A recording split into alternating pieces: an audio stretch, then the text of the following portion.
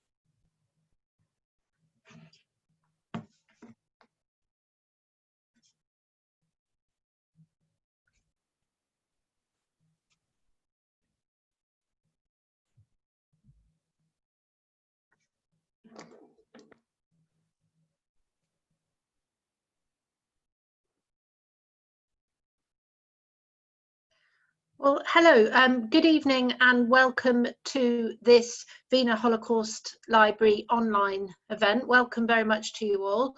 I'm Barbara Warnock, the Senior Curator and Head of Education at the library, and I'm pleased to see so many of you here tonight. Really delighted that we've got Professor Barry Langford speaking to us tonight about the portrayal of Jewish resistance in cinema. Before I hand over to Barry, just as sort of few things to say. So this is one of the events that's part of our Jewish Resistance to the Holocaust exhibition event series. And just to say, with respect to the exhibition, that there are some tickets available. You have to pre-book to come to the exhibition at the moment, and you can find more details about that online. At the moment, tickets are only available to the end of October. We hope to be able to make tickets available for November soon. And we plan to extend the exhibition run until the early part of January. So that's just a bit of information about that, should you like to come and see the exhibition. Our next exhibition event is on the 28th of October, and that is Professor Bob Moore, and he'll be talking about aspects of rescue during the Holocaust. So just a few technical things to say that the event is being recorded, but if you have your camera turned on, you won't feature on the recording, just to let you know that you may wish to keep your camera off. Everyone is muted, so if you have a question, then please put it in the chat. If anybody would like subtitles, then you can go to the three dots, the More button, and you can click on that. So that's sort of bottom right, certainly of my screen, and you can click on that and then select to turn subtitles on. If you would, I think Barry's going to show us a few screens and so on, but if you would rather see his face speaking at certain points, then you can select speaker view in order to see Barry's face, which might make things easier for some people. So just to let you know that that's always an option to switch between different views in Zoom. So Barry's going to speak to us about the problems of portraying Jewish resistance in Holocaust cinema, and then there will be a chance for some questions. So if you put questions in the chat towards the end of his talk or at the end of his talk, and I'll try and get round to as many of them as I can.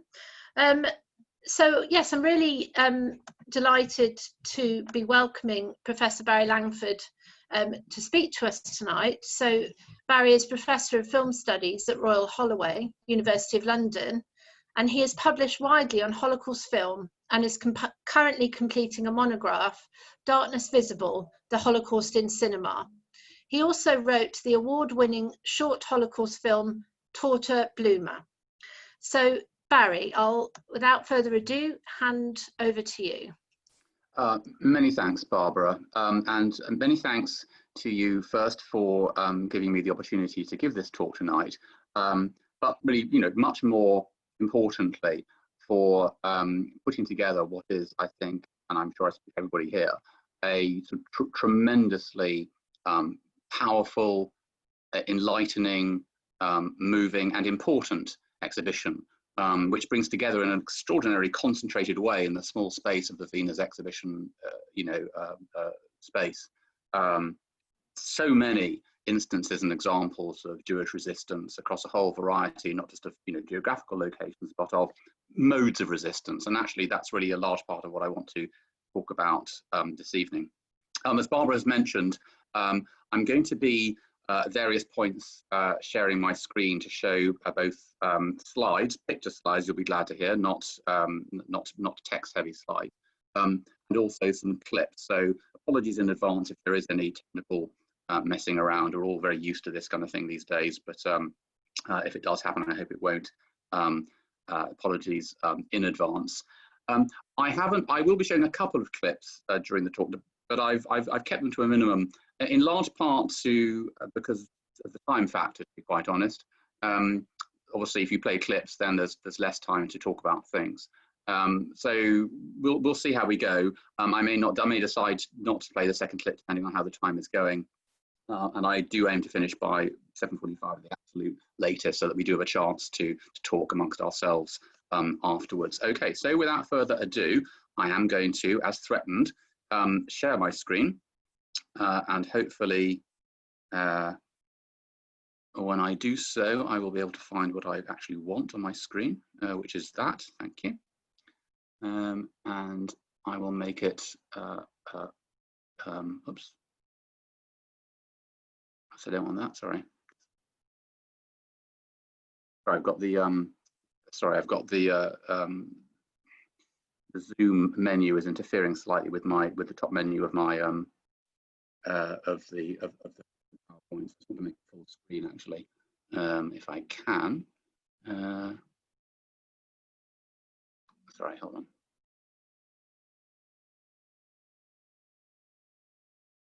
There we go. That's what I want to do. Okay, so hopefully everybody can see that. Sorry about that, the first of the technical issues.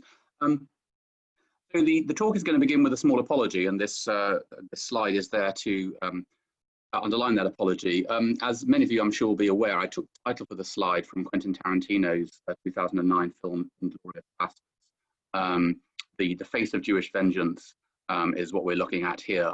It's actually the posthumous incantation of Shoshana, the Jewish Holocaust fugitive who takes fiery revenge upon the assembled Nazi top brass at the end of the film.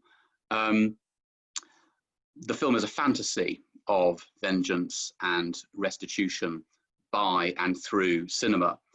But I'm not actually going to speak about the film after all this evening. I decided not to, because ultimately this is not really a film in a meaningful way about a Jewish resistance to the Holocaust.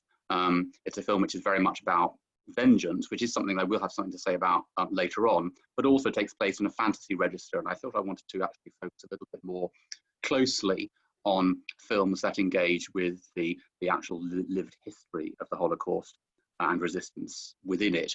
And then, as Barbara has said, think about some of the problems that such representations seem to pose. So this is the last that we'll be seeing of Inglourious Basterds this evening, although obviously I'm happy to discuss it afterwards if people want to bring it up in the discussion after I've finished the talk. So I'm going to begin the talk proper with some of what I suppose we could call the most typical depictions of Jewish resistance to the Holocaust on screen. This is from the 1978 NBC miniseries Holocaust. This depicts the Warsaw Ghetto Uprising.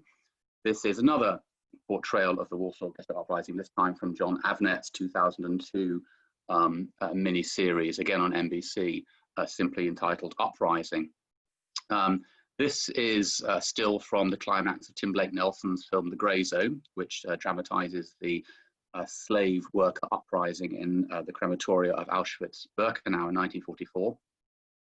And this is from Edward Zwick's Defiance, 2008, Daniel Craig and Lee Schreiber looking tough and photogenic there with their automatic weapons cradled in their grasp.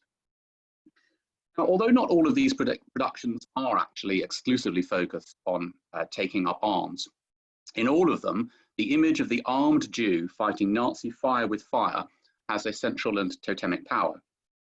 Yet, as Toby Simpson said in his foreword to the guide that accompanies the current exhibition at the Wiener, I'm quoting, "Stories of armed resistance, while important, take us only so far into this remarkably diverse history. A more complex picture lies beneath the surface."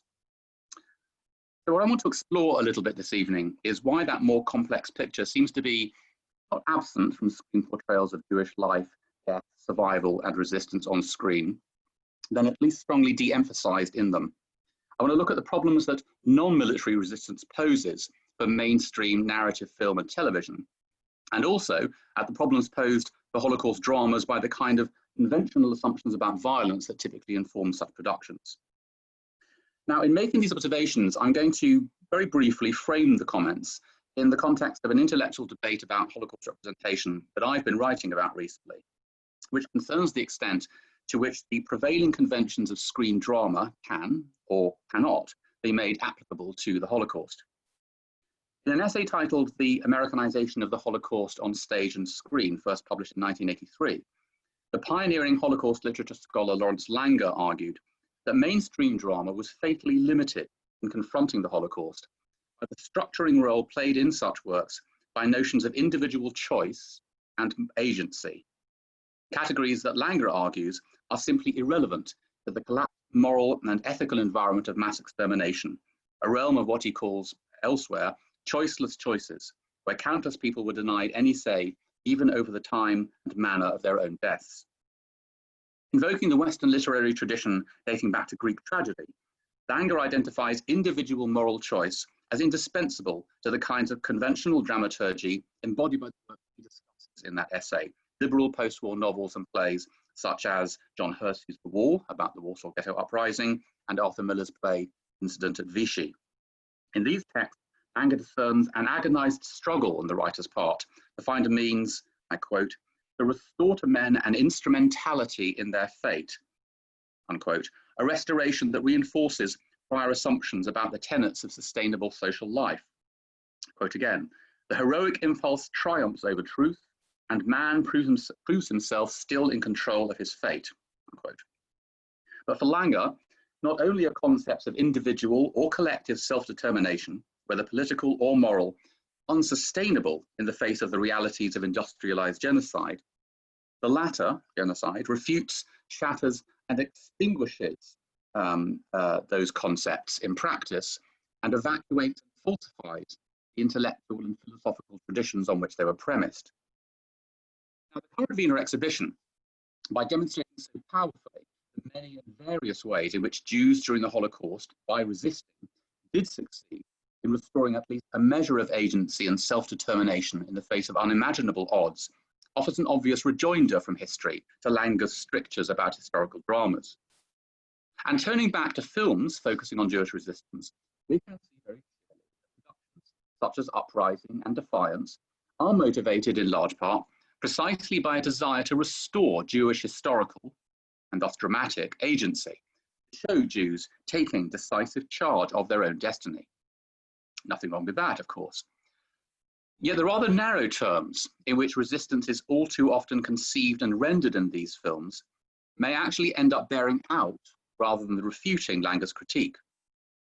By focusing so overwhelmingly on the most conventional and also the most photogenic terms in which to depict resistance, that is to say, armed struggle, such films tend to marginalize or obscure what resistance may also have meant for the hundreds of thousands of Jewish men, women, and children for whom military action was for any number of reasons unachievable or impracticable, yet who nevertheless undertook on a regular, even daily basis, countless actions that can rightly be categorized as resistance. Toby Simpson, in the foreword again, speaks of, quote, "quiet but brave acts of resistance as part of the fight for their own dignity and their own survival." This is what Yehuda Bauer invokes in his concept of Amidah, standing up or standing up to. in which he includes all unarmed and armed reactions intended to keep the community and its components going and to stand up to the existential threat posed by the German regime. The exhibition affirms the idea of cultural practice and the persistence of ordinary, although in this context, of course, not ordinary at all, life, as forms of resistance in what David Rousseau famously called the concentrationary universe. For instance, the persistence in the ghettos of often clandestine communal religious observance, political activism and publication, children's religious and secular education, and musical and theatrical performances. Yet such forms of quiet quotidian resistance are conspicuously absent from most of these productions. In Uprising, for example, which I showed you a screen grab of there, a high-budget NBC drama with a cast including David Schwimmer, Hank Azaria, John Voight, and Donald Sutherland. Bar a handful of scenes in Janusz Korczak's famous orphanage, there is, amidst all the conspiring, planning, and fighting, very little sense of the Jewish life and culture that the ghetto fighters seek to defend or even redeem. Little sense, that is, of what the integrity of Jewish life under the Nazi jackboot might consist in, if not taking up arms. In fact, precisely this conflict is argued through on screen, and now I'm going to do the complex business of stopping sharing this screen and sharing another screen. So much can go wrong here, but hopefully won't. So hopefully that is visible to everybody. So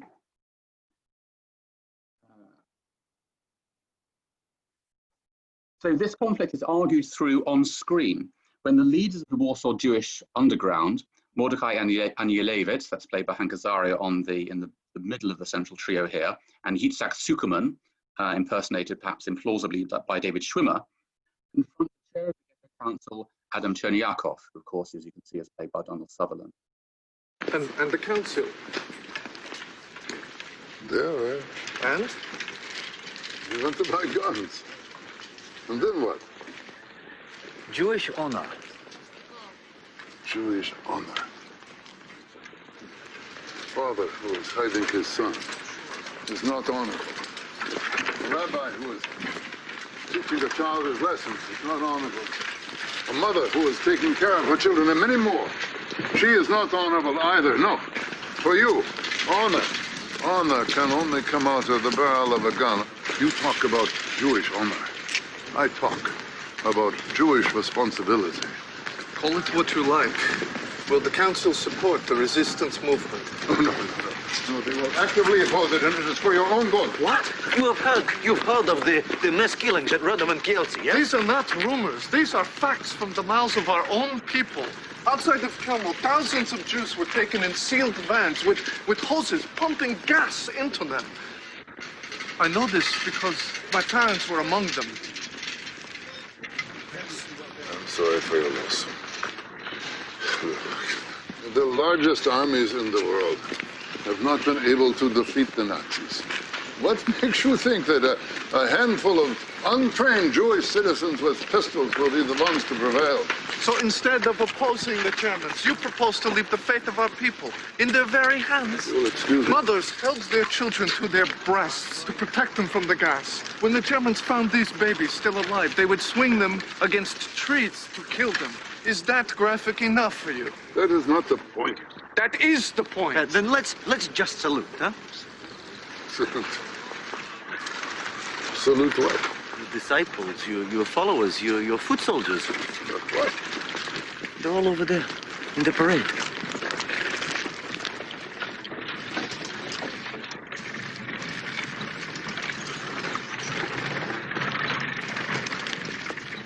That's your honor, Chairman. Okay. And now the same complex operation in reverse.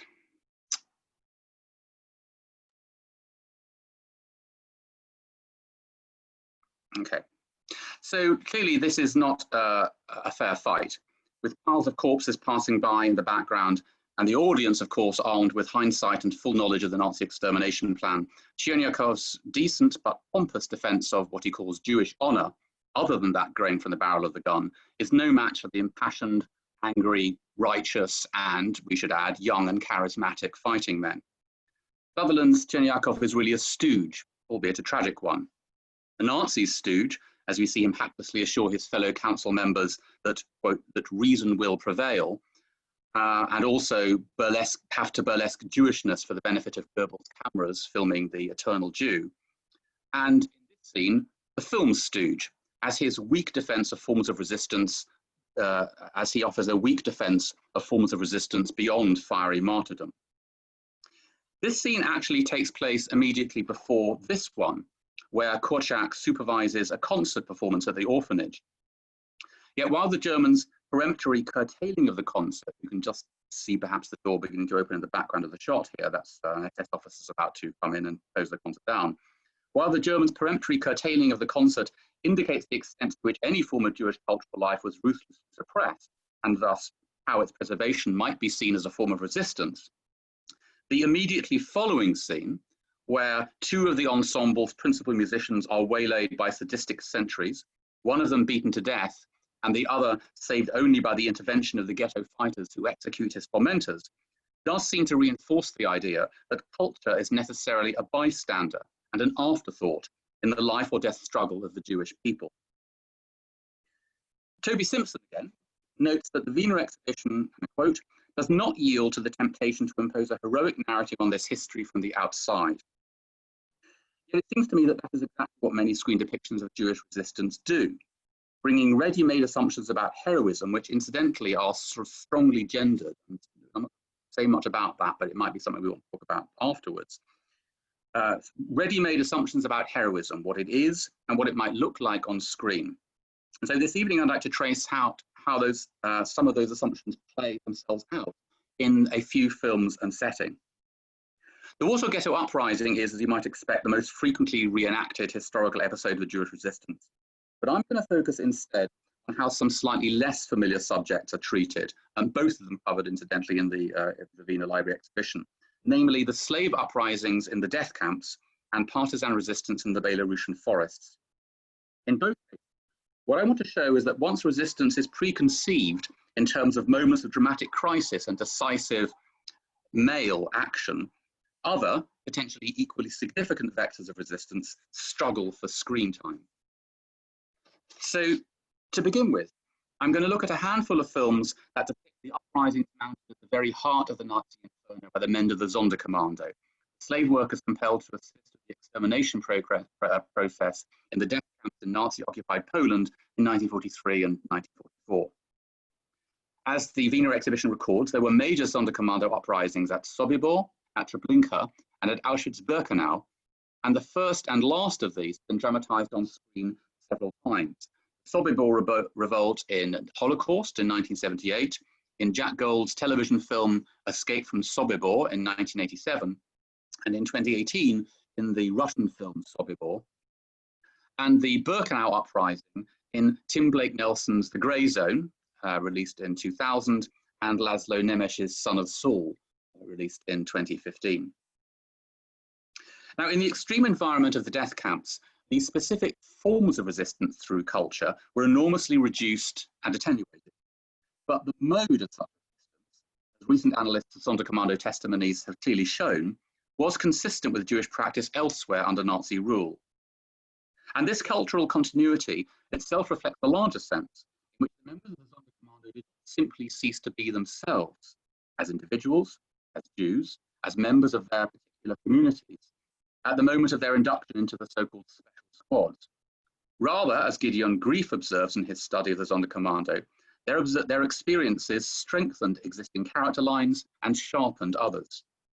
Indeed, given the systematic German practice of dehumanizing and denaturalizing Jewish experience, for example, by insisting on referring to deportees as cargo or to bodies as pieces, this stubborn refusal to accept the preferred Nazi avatar of Jewish slaves as inhuman or ahuman or subhuman drones in favor of an attachment to character and through its selfhood and identity might itself be considered a form of resistance. But when it comes to screen depictions of the Sonderkommando, and there are not many, but there are some, little of this complex and multifaceted subjectivity is to be found. Psychic and whatever form these might take, cultural forms of resistance are generally subordinated to more obvious and externalized, typically the preparation and execution of armed insurrection. Key elements of the Sonderkommando's experience identified by historians and analysts of Sonderkommando testimony, such as friendship, religious observance, and the interior worlds of imagination and fantasy, are elided in favor of more obviously photogenic acts of armed struggle. Most films about the Sonderkommando, in fact, understand their life world as almost wholly circumscribed by violence and death, and do not seriously attempt to think through the relationship of individuals and groups to such extreme situations in terms of the defense and preservation of coherent forms of subjecthood. But such self-imposed limits of thinking and seeing the Sonderkommando in their full and historical humanity, and the identification of resistance with violent rebellion alone, will always tend to marginalize the other forms of social practice, both individual and collective, through which, under conditions of unimaginable privation, the Sonderkommando at once preserved their own humanity and undertook to record and comprehend their and the Jewish people's experience, and which demand also to be conceived as acts of resistance. For example, the so-called Scrolls of Auschwitz, and the variety of the testimonies secreted by the Sonderkommando in containers, milk cans and the like, beneath actually in the foundations of the Birkenau Crematoria. And the variety of continuing social practices to which, as British scholars Nicholas Chair and Dominic Williams have particularly documented, the scrolls themselves bear material witness to the very conditions of their fabrication and preservation. Now, the persistence of social and even cultural life, even in the abyss of the gas chambers and crematoria, poses significant and disturbing challenges of conceptualization, of comprehension and representation, challenges with which cinematic representations of the Sonderkommando have generally struggled. The received image of the Sonderkommando is of men brutalized and traumatized to the point of psychic, emotional and spiritual death, reduced to shambling zombies or near automata, who undertook their atrocious assignments in a numbed stupor of repetitive, grinding physical labor. Indeed, the image of the crematorium slaves as robots, in exactly so many words, is a trope repeatedly invoked by the Sonderkommando themselves. The testimonies, both posthumous and post-war interviews, assembled by Gideon Grief, include numerous variations on this theme. I could not, for example, I could not cry, I could not think like a robot, and many other similar statements. Representations of the Sonderkommando on film have frequently followed this lead. Thus, in Jack Gold's Escape from Sabibor, are only very brief glimpse of the workers within the upper camp, that is to say, the enclosed extermination compound, roughly analogous to the Auschwitz crematoria, as the living camp was analogous to Canada, roughly. Our only glimpse of the upper camp reveals silent, mobile figures slumped in catatonic dejection against the walls of the gas chamber itself, or across the carts they will shortly use to transport the corpses to the pyres. Filmed in long shot, in an optical point of view, through the horrified eyes of a Jewish child labourer sent on an errand from the living camp, where the remainder of the action takes place, the corpse handlers are presented as the Walking Dead themselves, variants of the abject Musselman figure. There is zero possibility of a human encounter, let alone dramatic identification with such figures. And bar a brief dialogue exchange, where the impossibility of including the upper camp workers in the uprising and the proposed mass breakout is pretty cursorily agreed, they are never seen or referred to in the film again. Tim Blake Nelson's The Grey Zone also incorporates its robot motif. Several wide shots of the exterior of the crematoria grounds discover squad members, that is to say extras, not a handful of individuated central characters, but anonymous supernumeraries, sitting or standing statue-like between shifts. Perhaps more striking is, at an early stage of the film, a long, slow push-in towards Schlermer, one of the principal characters. I'm sorry about the darkness of the screen grab. It's a dark film, shot in low-light conditions mostly. Hopefully you can make out the character here. Silent and expressionless, drinking mechanically, almost metronomically from a bottle of spirits, as he waits in deep shadow, alone and silent outside the off-screen gas chamber. At the tail of this scene, another of the named Sonderkommando characters in the film, Rosenthal, enters, unrecognizably insectoid in a gas mask, rubber gauntlets and apron, and hands another gas mask and pair of gauntlets to Schirmer, who wordlessly and without acknowledging Rosenthal, dons them and renders himself equally dehumanized. So this process of the visual dehumanization of the Sonderkommando underpinning the film's sort of thematic conception of their world. Posing the question of whether the Sonderkommando had indeed lost their sense of humanity, as the SS unquestionably had, Gideon Grafe argues that a close reading of Sonderkommando testimonies reveal a different aspect of their daily life, one in which what he calls emotional and human sentiment did not, despite everything, vanish. Grafe points out the intense anguish at the slaughter, far from numbed acceptance, ubiquitously present in the surviving testimonies.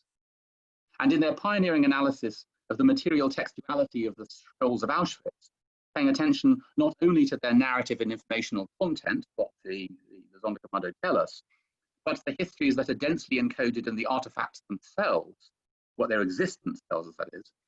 Chair and Williams point out that the very existence and preservation of the scrolls testifies to collaborative action amongst squad members, conscious of the vital importance of the act of testifying. The need to organize writing materials and the opportunity safely to write with them could not have been come by easily, or in all likelihood in a purely solitary way. They note too the varied self-conceptions of the different writers whose testimonies have been recovered, as historian in the case of Zalman Löwenthal, or poet and polemicist in that of Zalman Grodowski. Identities that simply by existing and by commanding our recognition as consciously held and indeed fashioned identities, challenge many of the conventional understandings of Holocaust writing, that is to say, that the show went unwitnessed, that it was lost a sense of self, and so on. No more than the Sonderkommando writers themselves, who note the diverse responses and coping strategies amongst their comrades, including, certainly, the retreat of some, but by no means all, into a neutered robotic shell. These commentators suggest that the capacity for sustained observation of self and environment, let alone for translating those observations into literary form, was universal among the Sonderkommando any more than it would be in any random group thrown together. But this is precisely the point. As unique and inconceivably terrible, and of course only unbidden by the victims themselves, as their circumstances were, the men of the Sonderkommando were not utterly consumed by them, not at least to the point where their subjecthood and self-understandings, or even the possibility thereof, were entirely annihilated, even as they confronted their own inevitable and impending deaths. And in such circumstances, neither self-definition nor resistance itself were confined exclusively to the forms or discourses of violent action. In other words, the struggle to preserve individual identity can, in these extreme situations, be conceived as, in itself, a kind of resistance. In films about the Sonderkommando, however, this kind of resistance is very rarely dramatized. Rather, it tends either to be treated as unachievable, because the self is obviously annihilated by this environment, or conversely as a non-issue, because the integrity of the self is not seen to be seriously imperiled by the environment of the extermination camps. An example of the former is, example of the latter is Escape from Sabibor. By confining its principal action and characters, as I noted earlier, to the so-called living camp, relegating the Sonderkommando-like corpse handlers in the upper camp to the narrative margins and placing them effectively beyond representation, the film in a sense allows them and itself a degree of distance in terms of their daily duties and conditions from the ultimate horrors of the murder apparatus. Nonetheless, one is struck by the lack of evident trauma amongst the camp's working Jews, almost all of whom have lost their entire families upon arrival at Sabibor, and their relatively calm adaptation, as it seems, to their situation. Though the film tracks some new arrivals through the shock of realization, that is to say, of their family's true fates, the blandly mimetic mode of Jack Gold's direction and Reginald Rose's script convey at best a superficial sense of their internal process. Rather, the narrative moves swiftly on to its principal business, the planning of the uprising and mass escape. That said, Escape from Sabibor is nonetheless unusual in films set in the death camps, for the particular attention it pays to personal, including sexual relationships amongst the prisoners. Though these relationships are in themselves little more than indifferent sketches in the film, they mandate a number of scenes in the Jewish barracks that depicting the persistence of social life, including cooking, music making, gambling, and general kvetching, as well as sex and romance. The lengthiest of these scenes features an SS-sponsored dance accompanied by a prisoner ensemble. As portrayed in the film, the dance creates an affective space in which the routines of movement and music allow couples to make their attraction known and to pair off, thus appropriating the voyeuristic spectacle intended by the SS for at least some degree of authentic emotional exploration and exchange. The testimony of Sabibor's survivor, Thomas Trevi-Blatt, characterizes such vignettes as atrophied, emotionally depleted rote enactments of the contentless forms of social intercourse, using that by now familiar metaphor. As a fellow prisoner tells him, it's because we've become robots. Our survival instincts have taken over. In the film, however, and notwithstanding the central character, Leon Fenthandler's, played by Alan Arkin, assertion that every day of continued life in the camp is an agony of conscience, in general, the Jews of Sabibor neither succumb to, nor even evidently grapple with the impact of their trauma. Rose's script uses Toivi's enraged response to scenes of social life in the barracks and accusations of passivity or even complicity as the pretext for a rather formulaic, but it seems, according to the film, authoritative declaration by Feldhandler. Quoted here, "What is there to do but survive? Yes, we sing, we dance, sometimes we make jokes, we make love. If not, we deny life. We work for them," that is the Germans, "so we may survive. And we survive for a reason, revenge, and someday we'll have it." Thus, social practice is in itself presented as, at best, marking time, prior to the opportunity for decisive, meaningful action in the form of armed revolt. The all-male environment of the Birkenau Crematoria, unlike the Reinhardt camps where women were present, rules out the exploration of at least heterosexual romantic encounters in Sonderkommando films. Jewish religious observance, by contrast, was in some fashion, it seems, a universal presence in every camp. Yet almost no films pay meaningful attention to either its persistence or its abandonment amongst the Sonderkommando, let alone its role in either fostering resistance, including armed resistance, or as a form of resistance in itself. However, survivor testimony, such as the scrolls of Auschwitz, makes it clear that Orthodox Jews were well represented amongst the Birkenau Sonderkommando in particular, and that their faith and their religious practice both persisted through their captivity. Gideon Grafe notes the role of Orthodox Jews in offering spiritual guidance, consolation, and sustenance to their tormented colleagues, and that, although not necessarily in any straightforwardly causal way, religious convictions drove several of the resistance leaders and perhaps empowered them in taking on leadership roles. None of this is explored in any of the films that depict Sonderkommando experience. Indeed, although as the foregoing indicates, religious practice was no barrier to active participation or leadership in armed resistance, if anything the reverse, the tendency in screen depictions has been, at worst, to associate faith and observance, explicitly or by implication, with passivity and acquiescence, and at best, to treat it as irrelevant to more obviously meaningful and cinematic acts of violent resistance. Religious observance of any kind is notably absent, both from Escape from Sobibor and from the Grey Zone. None of the principals or indeed a single speaking character are characterized as devout, and none of the numerous, that is to say, the various individualized deaths in either film, any commemoration or mourning, even in the form of a muttered Kaddish. By contrast, religious ritual is very obviously central to Son of Saul. And those of you who've seen the film will know that it centers on the Sonderkommando's quixotic efforts to identify a rabbi to say the Kaddish and undertake a formal burial for a young boy from a transport whom he, Saul, identified as his son, although the film leaves it ambiguous as to whether actually he is Saul's son. The religious ritual is very obviously central to Son of Saul, and is indeed explicitly identified as an act of resistance in its own right, as important, if not more so, than the armed uprising, which here too helps structure the drama. But Saul's is a ritual of a very particular, highly individualistic, indeed arguably solipsistic kind, that places it at a remove from the communal traditions that, at least according to Sonderkommando testimonies, the religious amongst the Sonderkommando sought to preserve and maintain, to say nothing of the forms of solidarity the religious observers may have helped uphold, and which in their turn ultimately contributed to the Birkenau Uprising. A small group of Orthodox Jews are briefly glimpsed observing Shabbat in the margins of Saul's constantly moving point of view. The film's visual style makes screen grabs quite hard to make out. In the background of this shot, you may be able to see a table. You can see just into there a candle burning in the center of the shot. The table is laid for Friday night prayers. A small group of Orthodox Jews are briefly glimpsed observing Shabbat in the margins of Saul's constantly moving point of view. But their prayers are immediately counterpointed by off-screen heckling and mockery from others on the commando.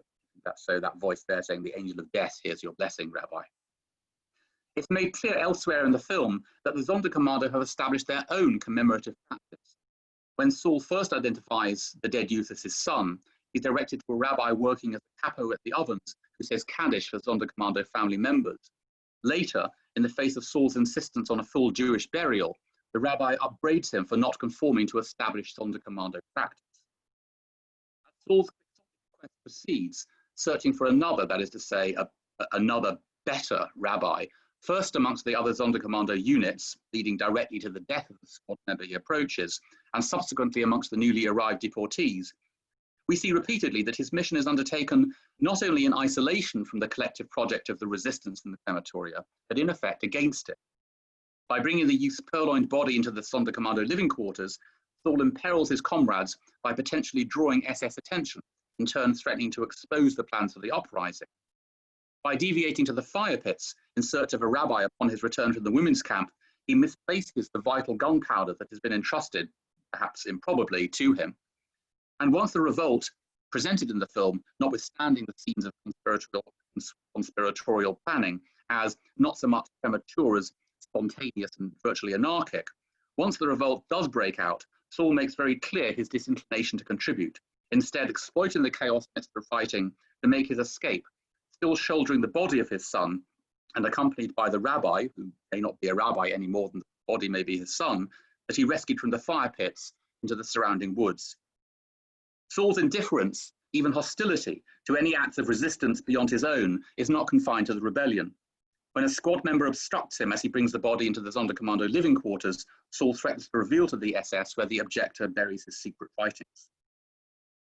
Saul's behavior is consistent with Nemesh's overall portrayal of the Hobbesian condition of Sonderkommando life, atomized, conflictual, and culturally antagonistic. If Escape from Sabibor depicts an implausibly homogeneous prisoner community, and the grey zone a beleaguered and resentful yet still functional platoon-like unity of purpose, Nemesh's vision seems to owe more to the Sartrean concept of seriality, whose infection of European Jewry with paralysing consequence for effective resistance, Simone de Beauvoir attributes to Nazi divide and rule strategies in her preface to Jean-François Steiner's controversial 1966 non-fiction novel Treblinka. In de Beauvoir's account, it was the acknowledgement of the universal nature of the Nazi extermination project, an acknowledgement for the slave workers in the death camps was uniquely unavoidable, that ultimately countermanded this seriality and enabled the collective resistance whose most dramatic expression was the armed uprisings undertaken in the full and crucially shared acceptance of certain death. In Son of Saul, not only the pervasive atmosphere of mutual hostility, but even the internal organization of the Sonderkommando living quarters, which here replaced the bunks, bed linens, and well-supplied dining tables shown in the grey zone with a shantytown-like milieu of sheets serving as partitions, mattresses or heaps of rags on floors, and so forth. These give an impression of an almost completely socially de-evolved environment. Against such a backdrop, the existential act to which Saul commits himself, his private, inscrutable, and ephemeral act of restitution, and its precedence over the work of testimony and bearing witness, comprehensible and even justifiable.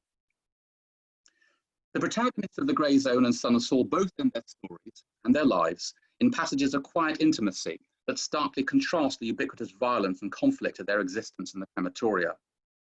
For the Sonderkommando in the Grey Zone, it is the moments before their execution, along with the rest of the squad after the insurrection has been crushed by the SS, during which they exchange details of their pre-Holocaust lives in Hungary that apparently they have never shared before, and discover that in another world they might have been neighbours. Saul, in keeping with the solitariness of his whole narrative, seems to experience a private epiphany upon glimpsing a young Polish boy peering into the barn where he and the other Sonderkommando escapees have taken refuge. Perhaps the smile that only now creeps across his face indicates that he sees in the boy the spirit of the son whose mortal remains he has tried to honour. Perhaps it's the sight of a free boy, any boy, that rekindles the warmth lost in the crematoria. In both these cases, it is the certainty and inescapability of imminent death that enables these stolen moments. Death perversely releases them back into a humanity functionally extinguished by life in the crematoria. Again, in fact, we see that life in the crematoria, and therefore living life meaningfully beyond the brute fact of biological survival and as itself a practice of resistance, is treated as an impossibility. I see that we're approaching 7:45, which is the point at which I promised I would finish. And rather disastrously, I can see that I've overrun. So I wanted to talk about Edward Zwick's Defiance next. A film which seems to contrast starkly in some way to the Sonderkommando films that I've just discussed, because it does indeed insist not only on physical survival and armed resistance, but on the former as the vital pretext for something equally important, if not more so, that is to say, the preservation of the moral and cultural basis for Jewish life. My argument in relation to Defiance, which I'm going to sort of summarize here, is that despite this emphasis, again, in its insistence on understanding resistance in terms of individual dramatic arcs, in particular that of the protagonist Tuvia Bielski, played here by Daniel Craig, and on discriminating between acts of violence that the film sees as legitimate self-defense and acts of vengeance that it depicts in stark terms as unsupportable and unacceptable, the film falls into ultimately reductive positions. The film unfolds, as many of you, I imagine, might have seen it, through a contrast of the positions adopted by the two elder Bielski brothers, Tuvia, that's Daniel Craig, and Zus, played by Liev Schreiber. The former taking it upon himself to preserve Jewish life rather than to take German lives, and the latter committing himself to reprisal actions against the German enemy. In what the film published script describes as his mission statement, delivered, as you can see here, from astride a white horse, Tuvia asserts with ringing moral clarity that we are not thieves or murderers. We may be hunted like animals, but we will not become animals. We have all chosen this, to live free like human beings for as long as we can. Each day of freedom is an act of faith, and if we die trying to live, at least we die like human beings.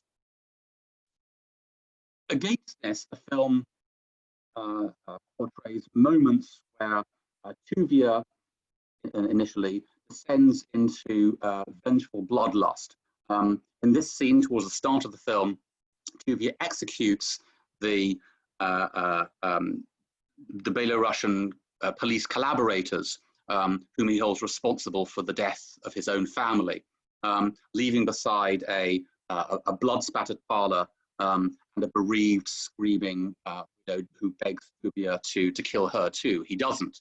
The sequence is portrayed as brutal, unredeeming, squalid, and ultimately fruitless, filled with pain and suffering, rather than finding a way through or out of it.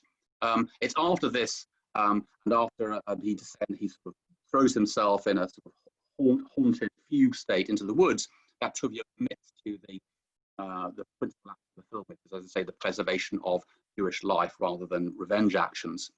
Later in the film, when a German prisoner is taken, when a German soldier is taken prisoner by the group assembled now around Tuvia in the forest, which numbers both armed men and women, but also family groups. The forest Jews understandably descend on him in a madness of grief, rage, and pain, lynching him, in effect, in a graphic scene which places us in various shot constructions on the receiving end through point of view shots of the violence of the bereaved Jews. As understandable as this mob violence may be, the distance taken from it by the film's protagonists, Tuvia, his lover, and Tuvia's the youngest of the Bielski brothers, seen here, makes very clear that such violence, acts of vengeance, is a price too high to pay. Now, I'm going to sort of skip forward. So that was a very, very brief and rather hasty review of Defiance. I'll come back to the questions in a moment. One last moment, moving away from talking about films that seem unable to break free from preconceived notions of what resistance looks like on screen and feels like for an audience, and onto a film that makes what Yehuda Bauer called Amida, standing up or standing up to or standing up for oneself, that makes Amida not gunplay its exclusive focus. But this is Roberta Grossman's partly dramatized documentary about Emanuel Ringelblum and the Oneg Shabbos project to create a secret record of Jewish life in the Warsaw Ghetto that would, if necessary, testify when its subjects and authors were dead.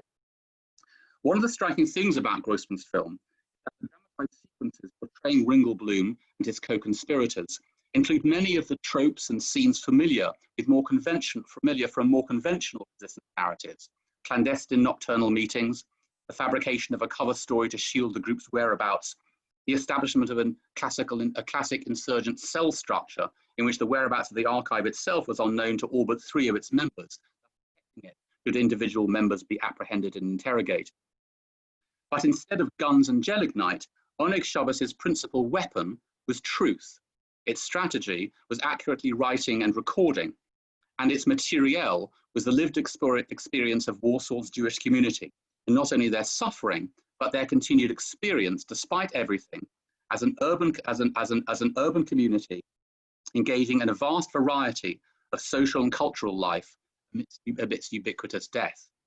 In this sequence that I'm just scrolling through here, we can see how starvation, destitution, sickness, and desperation, while abounding, do not successfully and wholly colonize the Jewish experience, even in the ghetto. Vital, variegated, unpredictable life persists, and in persisting and in asserting itself, offers resistance just as powerful and compelling as the fighters, who were known to Ringelblum, who took up arms. Okay, I will stop there. I've overrun, sorry, Barbara, overrun by 5 minutes. That's okay.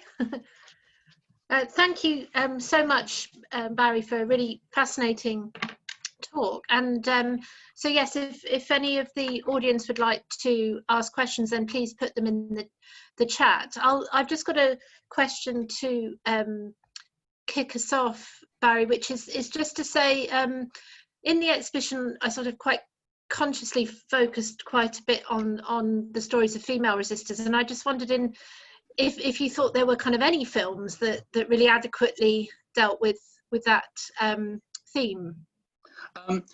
Well, the Grey Zone, for example, features the scenes of the women working in the munitions factory who are supplying the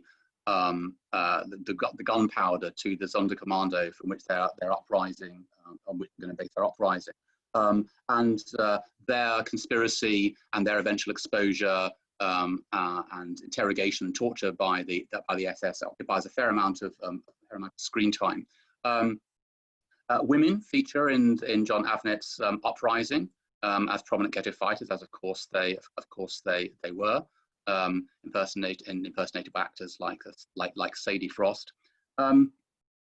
But I mean, I think I said earlier in the talk that a lot of the action, I mean, insofar as these films, focus on action, they also gender that action, quite strongly male, and acts of resistance undertaken within what one might call the female sphere. Let's say around education, around cultural practice, for instance, as opposed to women joining the ranks of fighters and thereby becoming, as it were, masculinized, as they largely in part sort of do in those films. There's definitely a dearth of those, I would say, in these movies. Okay, thank you very much. So we've got a question here from Neil, and he says the films discussed today seem to have been produced quite far from the events depicted. Many were American films and or films made post 2000. How do their depictions compare to East European films on the subject made pre-2000? Well, that's an interesting question. Of course, I mean, prior to the fall of the communist bloc, it was quite difficult to depict, Jewish experience in the Holocaust as such, and name it as such, in any of the state-sponsored cinemas of the Soviet bloc. Not to say that there aren't such films. Obviously, the best known of those is Wanda Jakubowska's The Last Stage from 1948, although that's not a resistance film as such.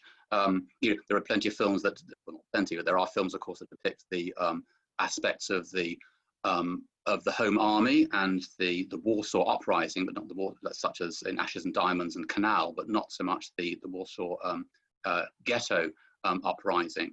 I mean, I don't think that so it's actually a relatively scant filmography, more than you might think. I mean, an interesting example, I suppose, of a film which from in this case the mid-70s, it's not from the 1940s or 50s, but which does come from the Soviet bloc, and then which was obviously remade as a Hollywood film in 1999, is Jacob the Liar, or Jakub the Leugner in its film original, which could certainly be seen as a film which dramatizes a practice of, I guess, what you might call cultural resistance, in the way that Jacob fabricates narratives for the ghetto inhabitants that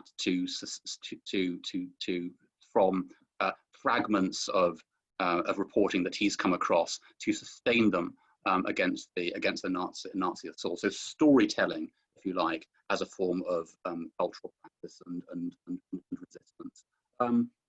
But I mean, there aren't many. Is the kind of, I think, the short answer, basically. Yes, that's absolutely right. I mean, I focused on these, mostly kind of mainstream American Holocaust films, partly because that's what I've been sort of thinking about, particularly lately. But I think that the emphasis on armed struggle is, if anything, I mean, if we think about this in kind of the broader cultural and political context, the emphasis on martyrdom, armed resistance, etc., is, if anything, even sort of stronger, culturally speaking, politically speaking, in the Soviet bloc in the decades prior to 1989. Thank you. And then Archie is thanking you for your talk and saying he's wondering how you might consider Son of Saul's allusion to the 4 Sonderkommando photos. Mm-hmm. So how have you kind of considered those within your thinking? Yes, I mean, obviously I didn't have a chance to talk about everything that I want to in the talk tonight. So I mean, the film, I mean, it's obviously tremendously interesting that the film chooses to include those. Again, the way in which the taking of the photographs is sort of staged in the film is in a highly spontaneous, almost sort of semi-accidental kind of way. All the evidence that we have suggests that the taking of the photographs, albeit necessarily hurried in the moment when they were taken, was carefully prepared. It wasn't so an on the fly kind of activity, which is what we see in sort of Son of Saul. So I suppose I would say that that again, it's sort of an example of the film, of the way in which the film throws images of it's insistent on disorganization, if I can put it that way. It doesn't really register the possibility of anything other than a sort of basically chaotic lived reality. and within that, as I mentioned in my talk, the depiction of the uprising itself is of a kind of more like anarchic skirmish. I mean, in various ways, the uprising was disorganized, it happened prematurely, etc. But it feels almost a throwaway in the context of Son of Saul. And of course, the film is not about the uprising primarily, but it seems as if, in not being about the uprising, it's making a statement about the impossibility of the kind of social and collective activity that went into the planning of the uprising. I don't know if that's clear or makes sense. And I would say the photographs are depicted in the same sort of way. Yes, thank you. And I suppose just now to maybe, if these films, distort the situation somewhat and leave a lot of complexity out, just to bring in two other films that you haven't discussed that are perhaps something else again. Judy's asking about what you might say, or she says, where do you place Life is Beautiful and The Boy in the Striped Pyjamas? Where do I place them? I wouldn't. Well, okay, The Boy in Striped Pyjamas, I mean, I wouldn't place, I don't think it really belongs in this, I mean, apart from that, I don't like it very much, but I don't think it's really sort of belongs in this discussion. I mean, I don't think that it would be, you could make a case, I suppose, for the establishment of the friendship between the German boy and the Jewish boy in the film as a sort of, form of, as part of calling, cultural practice as resistance. But with my reservations about the film and the way in which that conceit, if you like, is mounted are so sort of deep that I can't really, say much about it. I mean, Life is Beautiful is a film that I've sort of gone back and forth on a little bit over the years. And I think, again, I mean, I've mentioned Jacob the Liar, and there are obvious parallels, narratively speaking, between Jacob the Liar and Life is Beautiful. So the fabrication of a reality, of a saving reality, whatever one thinks about the plausibility of the setup, and whatever one thinks about Benigni's claims that by calling his film a fable, he excuses it from various kinds of historical accountability. I mean, that's for another time. But, clearly that motif, the idea of telling sustaining or saving fictions or fantasies or falsehoods is a sort of version of some of the themes I've been touching on. And I would also say that, again, I think this is perhaps a slight overreading of the film, but the way in which the principal character Guido's personality preserves itself, maintains itself, his anarchic humor, his inventiveness, etc., maintains itself from the pre-war first half of the film into the world of the camps in the second half of the film, might be seen as that kind of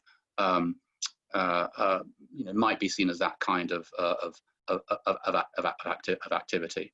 Somebody's mentioned, by the way, In Darkness in the chat, which I think is an absolutely,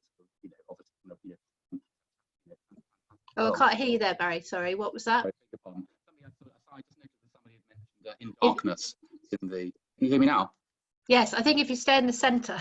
Yeah. No. Okay. Sorry about that. So I just see that somebody's mentioned In Darkness in the chat, which I think is an absolutely a tremendous film in many ways. I mean, Jews are of course not the agents of their salvation in that film. The film is very much about the Polish sewer worker, primarily about the Polish sewer worker who saves them. Although I think that the depiction of the kinds of relationships that are sustained by the Jews and these unspeakable subterranean conditions is also kind of really challenging and interesting.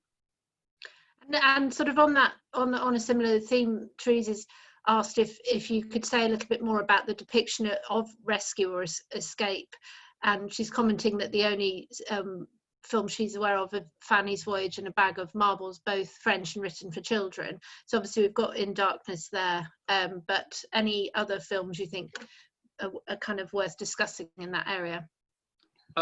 Films about rescuers? Yeah, rescue or escape. Okay. As a form of resistance. Let me just think for a minute.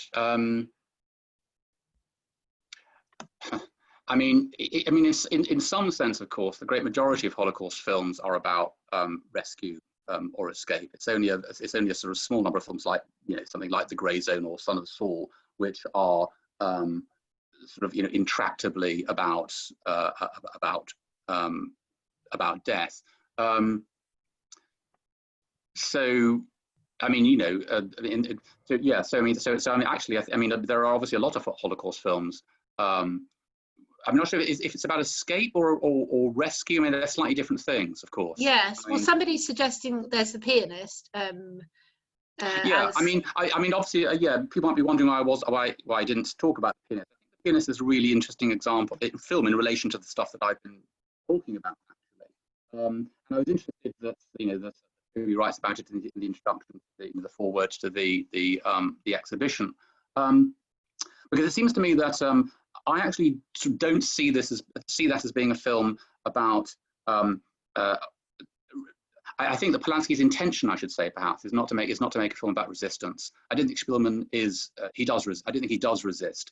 It seems to be the point of Polanski's film is to point up the absolute happenstance of survival and circumstantiality of survival in the Holocaust. Spielman does not survive because of any quick-wittedness or bravery or skills on his own part. He's fortunate enough to be the recipient of favour by others because of his celebrity and because of his pianistic skill. But it's his passivity which seems to me to be in large part the point of the film. He doesn't do anything to save himself, not because he's a schlub or a nebbish and he can't be bothered, but because I think Polanski wants to say that nothing that one did would make a difference. Spielman happened to survive. He could equally well have died. I think that what one might say about that film, and I think again this is very much intentional, is that Spielman is, as far as we can see, entirely unchanged by his experience. When we see him at the end of the film, playing the piano again, he is the same man to all intents and purposes that we met at the start of the film.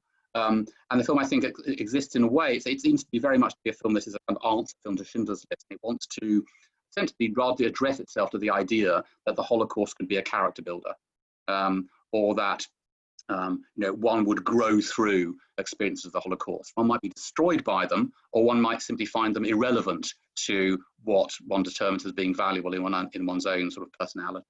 So I think it's a film which kind of, in a way, doesn't end run around the whole concept of resistance.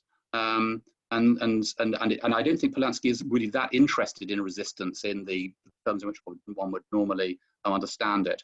I see somebody's in the chat thread reference to Train of Life or Train de Vie. That's Radu Nehalianu's 1999 surreal comedy, which is definitely a rescue / escape film.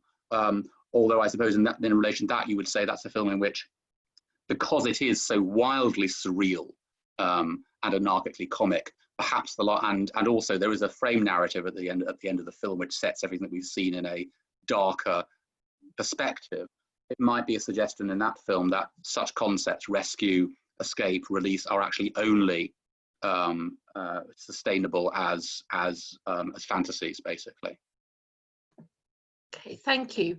Well, I think we've gone rather over time, and my fault. I'm sorry. Oh no, it's fine. It was really, really fascinating talk, and you covered a lot of ground. So thank you so much, Barry, and to all the audience and those who've asked questions or made suggestions about films people might be interested in. And so we hope to see you at future events. You can find out more on our website or at the library, COVID allowing. So thank you all very much, and good night. Thank you very much. Thank you for coming.